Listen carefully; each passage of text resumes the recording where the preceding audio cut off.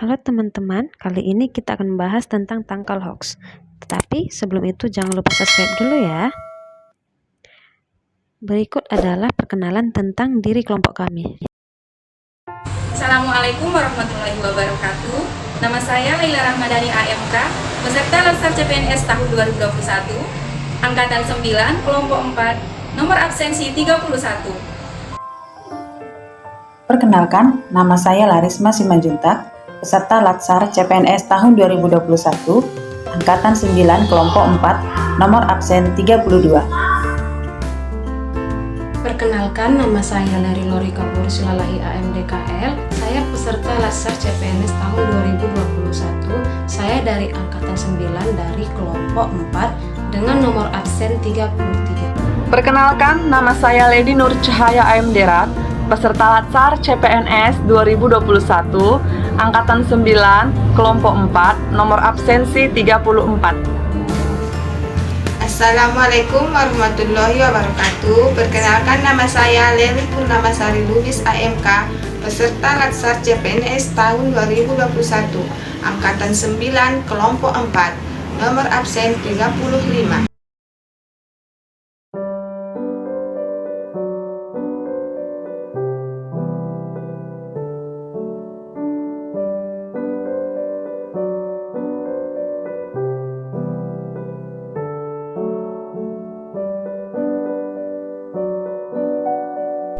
Yang pertama, periksa data. Perhatikan dari mana berita berasal dan siapa sumbernya. Apakah dari institusi resmi seperti KPK atau Polri? Sebaiknya, jangan cepat percaya apabila informasi berasal dari penggiat ormas, tokoh politik, atau pengamat. Perhatikan keberimbangan sumber. Jika hanya ada satu sumber, pembaca tidak bisa mendapatkan gambaran yang utuh. Hal lain yang perlu diamati adalah perbedaan antara berita yang dibuat berdasarkan fakta dan opini. Fakta adalah peristiwa yang terjadi dengan kesaksian dan bukti, sementara opini, pendapat dari kesan dari penulis berita sehingga memiliki kecenderungan untuk bersifat subjektif.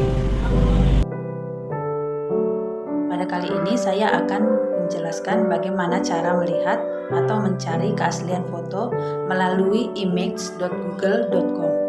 Jadi mari kita simak video tutorial untuk melihat keaslian foto. Pertama, harus memiliki gambar yang akan kita cek keaslian fotonya. Yang di sini mengatakan bahwa vaksin ada chipnya. Jadi mari kita cek keaslian dari beritanya. Selanjutnya kita menuju ke Google Chrome. Setelah itu kita ketikkan image.google.com. Kemudian kita pilih sebelah kanan, kita pilih situs desktop. Kemudian kita upload di sini gambar yang kita anggap itu berita bohong atau yang masih kita curigai kebenarannya, keaslian beritanya. Nah, kita pilih di mana foto itu kita simpan. Oke. Kita tunggu sebentar. Dan di sini kita akan diantarkan ke beberapa berita mengenai foto yang kita curigain itu, yang merupakan informasi yang mengatakan bahwa di dalam vaksin itu ada chipnya. Nah, kita klik salah satunya. Nah, di sini kita akan mendapatkan informasi apakah berita itu benar atau tidak. Di sini dikatakan Bapak Menteri BUMN yaitu Bapak Erick Thohir berbicara tentang vaksin, bahwa di dalam vaksin itu tidak ada chip dan yang disuntikan ke dalam tubuh itu adalah vaksin yang benar-benar vaksin. Salah satu menangkal berita hoax adalah dengan cara mengikuti forum diskusi. Contohnya saja ada Sekoci dan juga Indonesian Hoaxes. Di sini kamu dapat membaca berita-berita hoax. Di grup ini, kamu juga dapat memberikan ataupun menanyakan tentang suatu berita itu, baik itu benar ataupun tidak benar. Kemudian ada Indonesian Hoax Buster. Di sini juga kamu dapat memberikan informasi yang benar ataupun menanyakan informasi itu benar atau tidak. Kegunaannya sama seperti grup diskusi sebelumnya.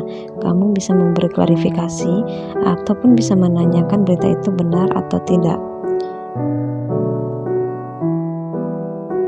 Kemudian ada forum anti fitnah, hasut, dan hoax. Sama kegunaannya seperti grup diskusi yang sebelumnya. Nah, bagaimana jika kamu menemukan berita yang tidak benar? Jika kamu menemukan berita yang tidak benar, kamu juga dapat mengadukannya melalui sarana-sarana di masing-masing media. Contoh salah satu caranya, kamu dapat mengadukan konten negatif ke Kementerian Komunikasi dan Informasi dengan melayangkan email ke alamat aduankonten@mail.kominfo.go.id. Salah satu yang dapat diperhatikan dalam penyebaran berita hoax yaitu dengan hati-hati pada judul yang provokatif. Berita hoax sering sekali menggunakan judul yang sensasional yang provokatif, misalnya dengan langsung menudingkan jari ke pihak tertentu. Isinya pun bisa diambil dari berita media resmi, hanya saja diubah-ubah agar menimbulkan persepsi yang sesuai dengan yang dikehendaki sang pembuat hoax. Kita lihat pada berita tersebut, Polres Jawa Tengah menangkap pelaku selebaran berisi teror yang ditunjukkan kepada sejumlah pemilik minimarket. Oleh karena itu, apabila menjumpai berita dengan judul provokatif, sebaiknya Anda mencari referensi berupa berita serupa dari situs online resmi. Kemudian, bandingkan isinya, apakah sama atau berbeda. Dengan demikian, setidaknya Anda sebagai pembaca bisa memperoleh kesimpulan yang lebih berimbang. Cermati alamat situs. Untuk informasi yang diperoleh dari website atau mencantumkan link, cermati alamat URL situs dimaksud. Apabila berasal dari situs yang belum terverifikasi sebagai institusi pers resmi, misalnya menggunakan domain blog, maka informasinya bisa dibilang meragukan. Menurut catatan Dewan Pers, di Indonesia terdapat sekitar 43.000 situs di Indonesia yang mengklaim sebagai portal berita.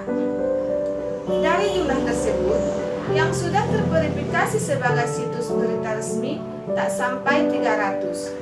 Artinya, terdapat setidaknya puluhan ribu situs yang berpotensi menyebarkan berita palsu di internet yang mesti kita waspadai. Demikian